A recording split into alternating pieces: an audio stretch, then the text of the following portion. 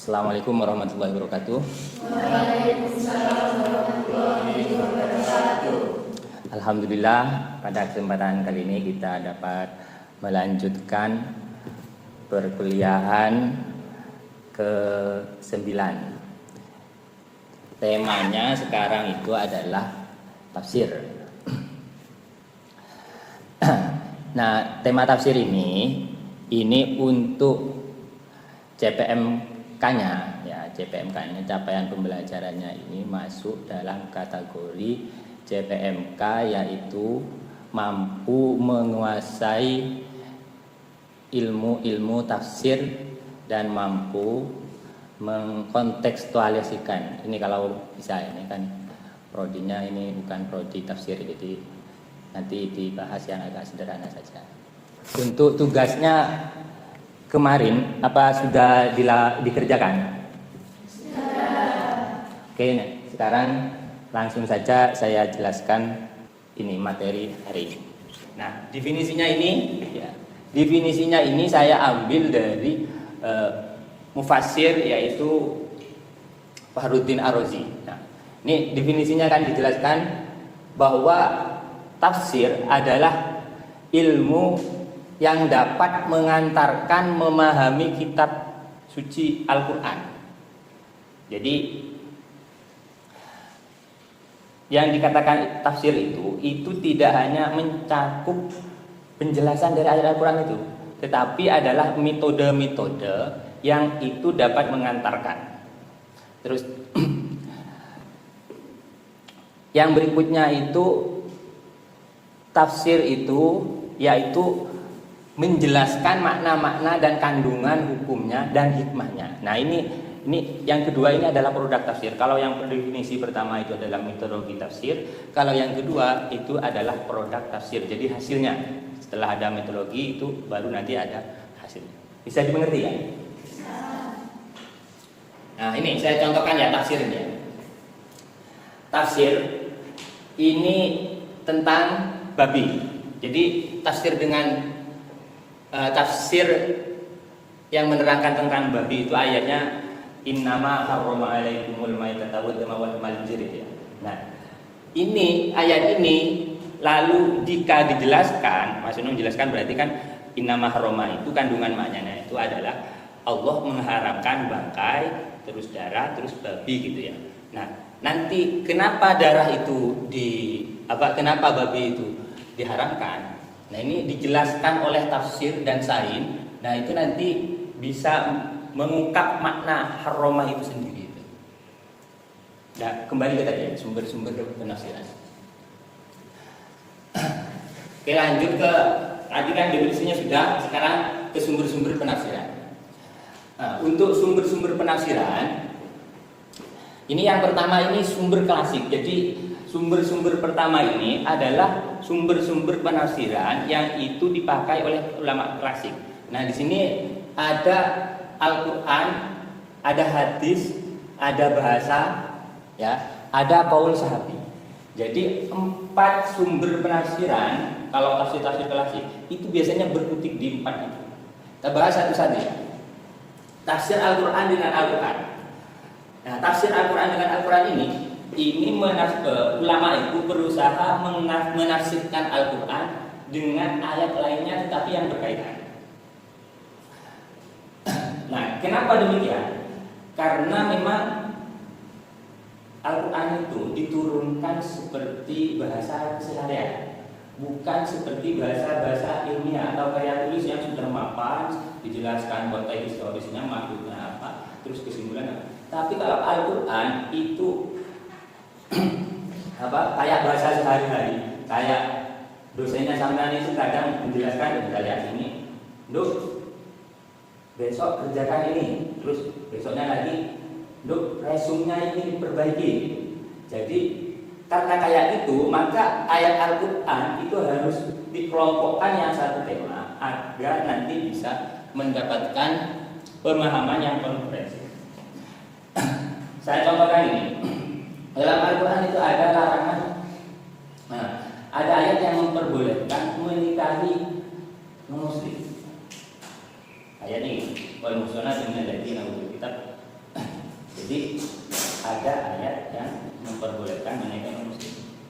Tetapi pada ayat lain itu Al-Quran itu melarang menikahi kaum muslim. Nah, dari dua ayat ini satu memperbolehkan, satu itu tidak memperbolehkan, maka ini harus dikomparasi.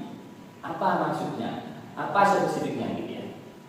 Yang pertama, ayat yang pertama tadi akhirnya itu dispesifikan, dipersempit. Yang diperbolehkan itu hanya non-muslim yang ahli kitab. Non-muslim yang ahli kitab itu hanya Yahudi dan Nasrani. Selain itu juga diperbolehkan. Kenapa Yahudi Nasrani itu diperbolehkan? Karena Yahudi Nasrani itu sama-sama sumbernya ya, kitab sucinya itu dari Allah. Kalau Yahudi kan Taurat, kalau Nasrani Injil, kalau umat Islam itu Al-Quran. Tapi dengan catatan wal muhsanat ya. Wal muhsanat itu artinya wanita-wanita yang baik. Terus sumber yang kedua itu adalah hadis. Jadi sumber Al-Quran yang berdasarkan hadis ini yang paling banyak dipakai. Kenapa demikian? Karena yang langsung mendapatkan wahyu itu Nabi. Jadi yang mengerti maksud, konteks dan maknanya itu adalah Nabi. Hadis kan dawuh Nabi ya. Oleh karena itu, maka nanti tafsir itu ya yang paling dominan itu sumbernya dari hadis. Banyak contohnya ini. Misal kayak ini ayatnya adil qawmun ala misal. Jadi adil qawmun ala misal secara tekstual artinya pokoknya cowok itu adalah pemimpin laki-laki. Tetapi kalau itu dilihat dari konteks hadisnya itu dijelaskan, itu menunjukkan ayat tersebut dalam konteks keluarga itu terjadi karena percekcokan antara mertua dan mantu karena anaknya itu ditempelin ya, ditampar gitu ya. Akhirnya mertuanya nggak terima. Setelah mertuanya nggak terima, akhirnya lapor sama Nabi itu langsung disuruh gini, ya sudah balas, kalau ditempelin ganti tempelin. Akhirnya setelah terjadi seperti itu turun ayat itu yang artinya itu laki-laki adalah pemimpin dari perempuan dalam konteks rumah tangga. Oleh karena itu mertua tidak boleh intervensi. Apalagi itu dijelaskan dalam konteks saat ini ya, dalam perspektif mazhabnya saat ini, bahwa nanti kalau pernikahan itu harus ada akad itu artinya sama dengan penyerahan dari tanggung jawab orang tua kepada suaminya, dan orang tuanya kalau nggak mengizinkan itu nggak bisa terjadi akad, maka itu sangat relevan. Jadi orang tua itu harus pasrah total sama suaminya, makanya harus selektif. Saya kembali lagi penafsiran yang berdasarkan hadis. Kembali lagi laikul fiddin itu kalau dalam secara tekstualnya itu cuma tidak boleh memaksa agama. Tidak tahu agama apa yang tidak boleh dipaksakan. Nah, kalau dilihat dari hadis asbabun nuzulnya itu, maka itu diketahui bahwa ayat itu yang dilarang adalah melarang memaksa seseorang masuk agama Islam. Karena memang konteksnya itu pada saat itu setelah umat Islam itu banyak yang masuk Islam, anaknya itu ada yang masuk Islam, ada yang dikusuk sama Nabi nggak boleh. Jadi agama itu pilihan. Terus yang ketiga ini sumber penafsiran yang ketiga itu adalah bahasa. Terus bahasa apa yang bisa, teori-teori bahasa apa yang bisa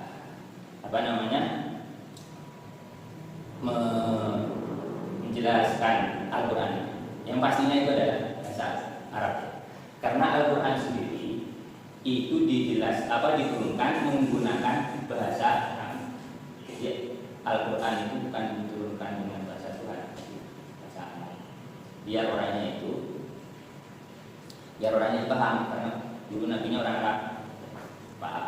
Kalau kira-kira nabinya orang Indonesia, nanti Al-Qurannya itu bahasanya itu. Kalau orang Jawa ya, kalau orang Madura Ya kalau nanti nabinya orang Jawa, terus Qurannya diturunkan bahasa Arab, enggak paham. Tahu nabinya orang mana, orang Sunda, bahasa Arab enggak paham. Karena nabinya orang Arab dan memang di situ yang memang yang paling apa ya, yang paling katanya jahiliyah gitu ya, di Arab itu. Nah, banyak teori-teori bahasa Arab yang itu nanti dapat menjelaskan tafsir. Contohnya kayak tadi ya, la ikraha fiddin ya. La ikraha fiddin itu dari mana makna Islamnya? Nah, itu diambil dari ayat saja itu ya. Dalam kan ad-din itu. Jadi diambil dari kata ayat saja sudah memberikan makna Islam. Nah, kenapa demikian? Dalam bahasa Arab begini, ada jejak-jejaknya. Al itu memiliki makna macam-macam, al-hadidiyah, al-hadidiyah, al-hadidiyah. Nah, itu masuk dalam kategori al-hadidiyah. Jadi sudah diketahui oleh Nabi, artinya Nabi. Banyak lagi, contohnya gini lagi ya, inna ma'al usri yusra, inna ma'al usri yusra. Nah, itu juga bisa ditafsir dengan bahasa. Bagaimana cara menafsir bahasa? Inna ma'al usri yusra, inna ma'al usri ma'rifat, terus yusranya nakira, terus diulangi lagi. Dalam teori bahasa itu dijelaskan. Kalau ada pengulangan kata, yang satunya ma'rifat, yang satunya nakira, maka yang ma'rifat itu hanya satu, terus yang nakira itu banyak. Maksud dari inna ma'al usri yusra itu gimana? Jadi maksudnya begini. Kalau orang itu musyrik, belum rekoso, berusaha, maka nanti yusro dampaknya itu banyak, manfaatnya itu. Sampai sebentar ya, rekoso 4 tahun kuliah, berwi untuk jasa, berwi untuk kerjaan. Berarti kan namanya soronya buat 4 tahun. Tetapi bahagianya sampean itu bertahun-tahun. Anggap saja sampai kalau misal lulus kuliah itu ya, sampai umur 24, 22 gitu ya. Terus itu kan mulai 22 ke atas, 23 atau 25 kan sudah dapat kerja, berarti kan lama sama tulis menikmati hasil jerih payahnya belajar 4 tahun. Itu yang dimaksud. Jadi apa namanya, broker selama 4 tahun atau 4 tahun ke atas itu yang itu maksudnya yusronya itu cuma 4 tahun. Oke, lanjut ke sumber penafsiran berikut. Qaulus sahabi. Qaulus sahabi itu apa? Qaulus sahabi itu adalah pendapat-pendapat sahabat. Dan kenapa pendapat-pendapat sahabat itu bisa untuk menafsirkan Al-Qur'an? Karena sahabat itu langsung mengetahui konteksnya. Sahabat itu orang yang langsung diajarkan oleh Nabi, diajarkan konteksnya, tahu kayak semacam tadi. Dan oh, ini konteksnya ada sahabat memaksa anaknya untuk masuk Islam. Misal tadi Al-Rijal qawwamuna 'alan nisa, sahabat juga tahu bahwa itu dalam konteks intervensi orang tua kepada anaknya. Oke, lanjut Pak, slide-nya Pak. Oke, yang selanjutnya adalah sumber tafsir kontemporer. Nah, ini sumber-sumber tafsir kontemporer yang diusahakan oleh ulama ya, kontemporer untuk menjelaskan Al-Qur'an. Jadi setelah abad ke-20 itu ulama itu berusaha lagi untuk membuat metodologi agar lebih relevan. Al-Qur'annya itu lebih keren lagi di sini. Nah, ada 2 ini. Yang pertama tafsir Sain, ini sudah ditulis oleh Kemenak. Nah, tafsir Sain itu apa? Ini tafsir Sain itu adalah tafsir yang berusaha menjelaskan ayat-ayat ilmiah. Ayat-ayat yang sifatnya itu ilmiah atau sudah ada ilmiahnya. Ini buku banyak ini, kalau tafsirnya Kemenak cuma buku banyak, tetapi untuk kolaborasi ya antara Kemenak, ulama-ulama di Kemenak sama di di LIPI ya. Jadi integrasi keilmuan itu. Nih contohnya pengharaman babi ya. Pengharaman babi itu sudah jelas dari teksnya haram. Tetapi dalam sainnya itu gimana? Dalam sainnya itu ternyata kenapa babi itu haram? Berisiko mengandung penyakit, terus parasit, terus kotor gitu ya. Jadi dalam sains itu sudah diteliti bahwa babi itu memiliki kandungan penyakit sama kotor. Nah, yang dimakan aja kotor. Terus misal lagi ayat-ayat al-hujan, ayat-ayat hujan ya. Nah, nama itu ya. Nah itu itu kalau dijelaskan dengan sains itu lebih paham. Enggak ujuk-ujuk udan yang teko lain enggak. Tapi dalam sains itu kan ada proses ya. Kalau hujan itu nanti itu berasal dari laut, lautnya itu menguap naik ke atas menjadi mendung, mendungnya kena matahari, mendung jadi. Terus yang paling terbaru ini tafsir interdisipliner. Tafsir interdisipliner itu apa sih?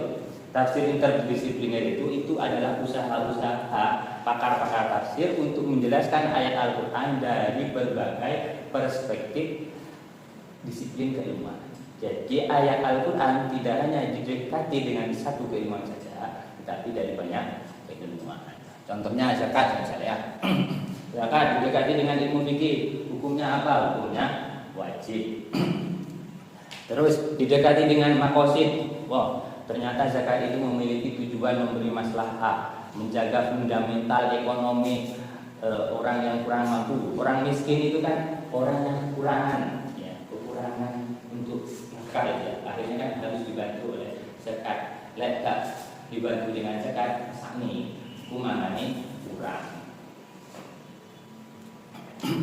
Terus bisa lagi zakat itu didekati dengan ekonomi. Jadi zakat itu, jika orang yang zakat itu belum mendapatkan zakat, itu memiliki dampak ekonomi. Atau orang yang nggak dizakat itu juga memiliki dampak ekonomi. Kalau orang nggak dizakat itu bisa jadi kelaparan, bisa mati seperti yang ada di berita di Kanada.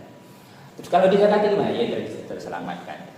Bisa juga didekati dengan psikologi. Dampaknya kalau dizakati itu gimana? Kalau tidak dizakati gimana? Kalau dizakati yo senang. Kalau tidak dizakati yo sengsara. Oke, ini karena waktunya sudah habis. Untuk materi kali ini kita akhiri. Dari saya, dari awal